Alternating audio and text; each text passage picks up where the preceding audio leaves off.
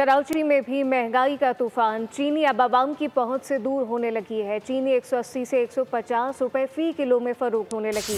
मजीद क्या तफसीलात हैं, कराची से अपने नुमाइंदे मोहम्मद काशान से जानते हैं। जी काशान।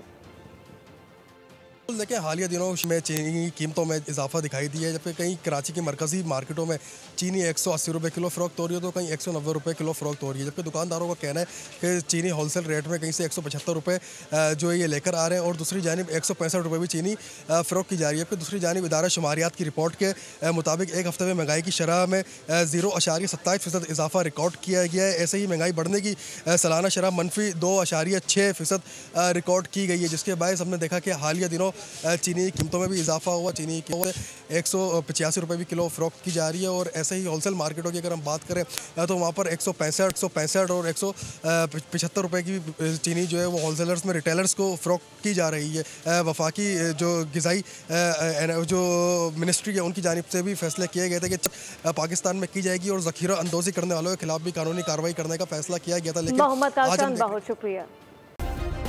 सब्सक्राइब करें और बेल दबाएं ताकि कोई खबर रह न जाए।